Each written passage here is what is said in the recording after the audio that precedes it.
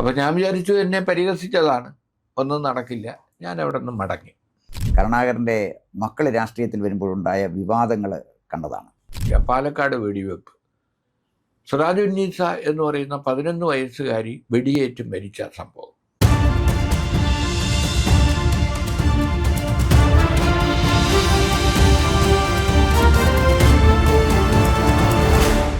മുതിർന്ന പത്രപ്രവർത്തകനായ ശ്രീ എസ് ജഗദീഷ് ബാബുവാണ് ഇന്ന് നമ്മളോടൊപ്പം ഉള്ളത്. അദ്ദേഹം കേരളത്തിലെ പ്രമുഖരായ ഒട്ടേറെ നേതാക്കന്മാരുമായി വളരെ അടുത്ത് ബന്ധം പുലർത്തിയ ആളാണ്. മുൻ മുഖ്യമന്ത്രി കെ കരുണാകരൻ, അദ്ദേഹവുമായിട്ട് വളരെ അടുത്ത ബന്ധം ശ്രീ ജഗദീഷ് ബാബുവിനുണ്ടായിരുന്നു. അദ്ദേഹം ആ ഒരു അനുഭവം, കരുണാകരനെക്കുറിച്ചുള്ള ചില അനുഭവങ്ങളാണ് ഇന്ന് നമ്മളോടൊപ്പം പങ്കുവയ്ക്കാൻ ആഗ്രഹിക്കുന്നത്. സർ, അങ്ങ് മുഖ്യമന്ത്രി കരുണാകരൻ്റെ ഉയർച്ചയും താഴ്ചയും കണ്ടതാണ്. കരുണാകരൻ്റെ മക്കൾ രാഷ്ട്രീയത്തിൽ വരുമ്പോഴുണ്ടായ വിവാദങ്ങൾ കണ്ടതാണ്. കേരളത്തിൽ ഏറ്റവും അധികം വിവാദങ്ങൾ സൃഷ്ടിച്ചിട്ടുള്ള ഒരു രാഷ്ട്രീയ നേതാവാണ് കരുണാകരൻ. കരുണാകരനെക്കുറിച്ച് അങ്ങേക്ക് ഒട്ടേറെ രസകരങ്ങളായ അനുഭവങ്ങൾ പങ്കുവയ്ക്കാനുണ്ടാകും. അത്തരം ചില സംഭവങ്ങളൊന്ന് പറയാമോ? കരുണാകരനെക്കുറിച്ച് എൻ്റെ ഓർമ്മ ആരംഭിക്കുന്നത് ഞാൻ സെൻറ്റ് സേവിയേഴ്സ് കോളേജിൽ SFIയുടെ ചെയർമാനായിരുന്ന കാലമാണ്. അപ്പോൾ എമർജൻസി കഴിഞ്ഞ കാലം. അപ്പോൾ ആ കാലത്ത് ലീഡർക്കെതിരെ ഉയർന്ന ആരോപണങ്ങൾ രാജൻ കേസുമായി ബന്ധപ്പെട്ടാണ്.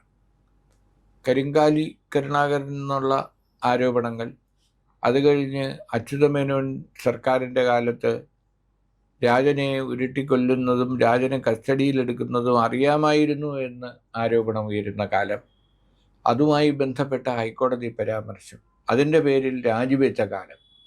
അപ്പോൾ SFI നേതാവെന്ന നിലയിൽ ഒരുപാട് സന്ദർഭങ്ങളിൽ ലീഡർ ഭരിക്കുമ്പോൾ ലീഡർക്കെതിരെ നടന്ന വിദ്യാർത്ഥി സമരങ്ങളിൽ അന്ന് യൂണിവേഴ്സിറ്റി കോളേജ് ചെയർമാൻ എന്നുള്ള നിലയിലൊക്കെ തന്നെ എനിക്ക് നേതൃത്വം കൊടുക്കേണ്ടി വന്നിട്ടുണ്ട്.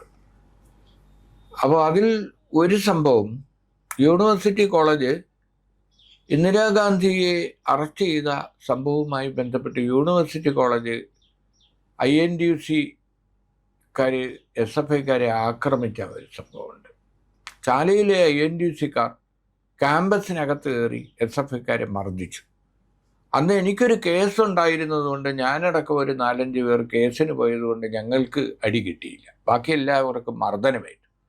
അന്ന് രാത്രി അജ്ഞാതരായ ഒരു സംഘം യൂണിവേഴ്സിറ്റി കോളേജിലെ സംസ്കൃതം ഡിപ്പാർട്ട്മെൻറ്റ് തീ വെച്ചു.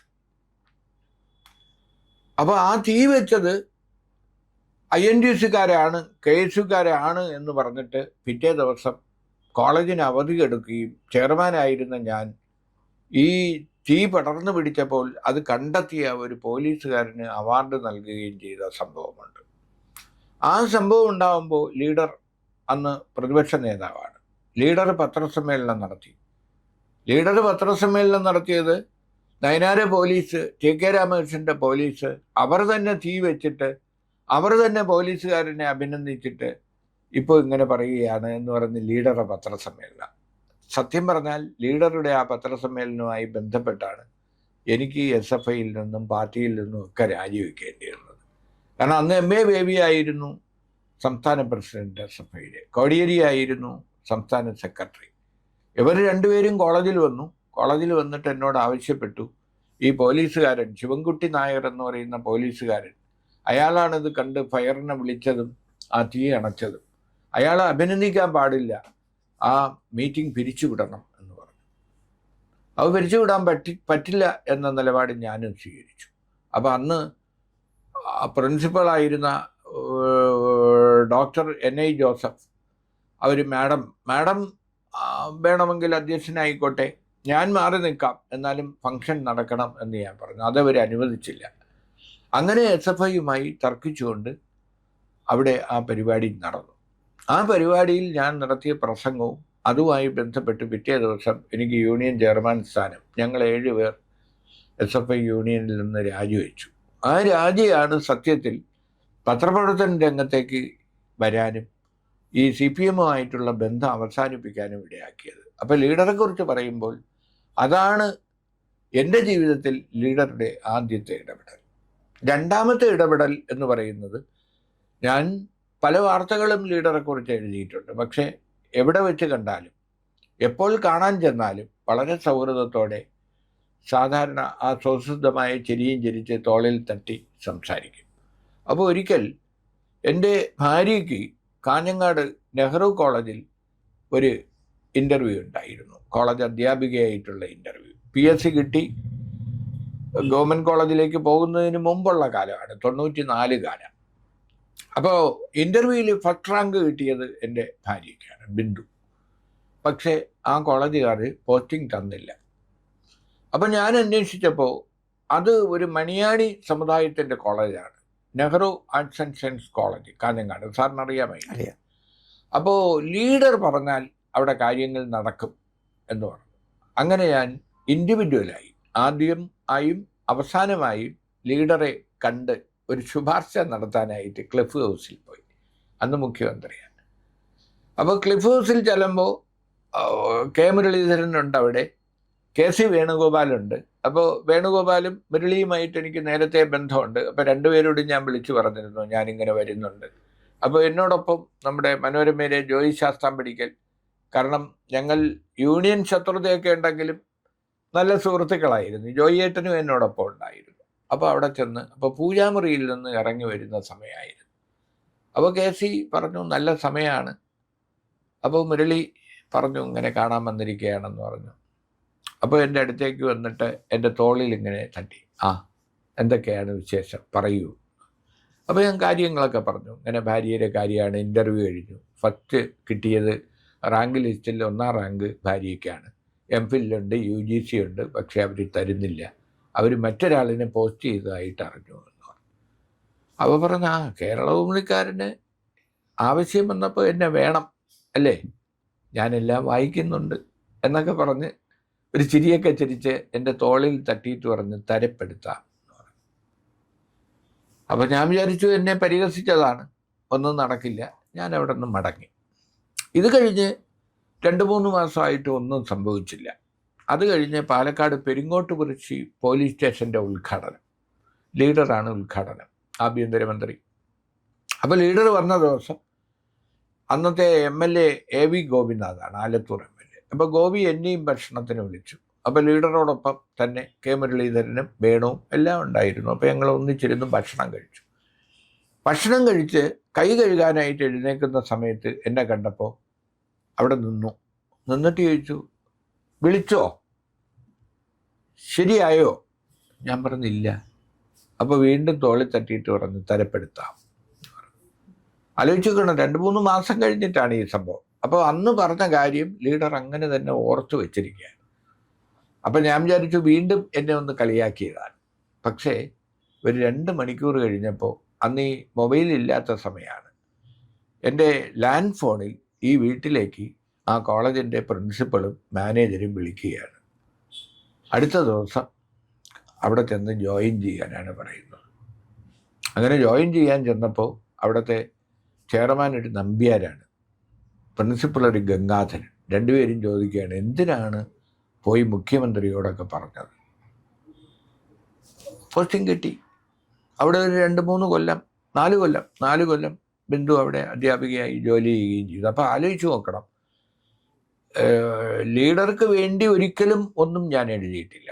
ലീഡറെ പ്രതികൂലിച്ചുകൊണ്ട് 100 കണക്കിന് റിപ്പോർട്ടുകൾ ഞാൻ എഴുതിയിട്ടുണ്ട്. പക്ഷേ ഒരാവശ്യം പറഞ്ഞപ്പോൾ അത് ഓർത്തു വയ്ക്കുകയും തിരക്കിനിടയിൽ അദ്ദേഹം തന്നെ ഇങ്ങോട്ട് ചോദിക്കുകയും അത് റെഡിയാക്കുകയും ചെയ്തു.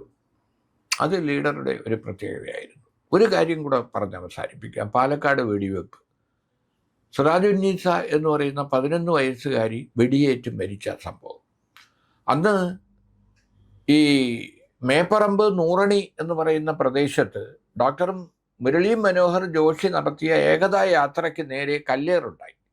അതിൻ്റെ അനുബന്ധമായിട്ടാണ് 90 ഡിസംബർ 17-18 തീയതികളിൽ പാലക്കാട് കലാപം ഉണ്ടാകുകയും അത് വർഗീയ കലാപമായി മാറും എന്ന ഘട്ടം വന്നപ്പോൾ പോലീസ് വെടിവെക്കുകയും ചെയ്തത്.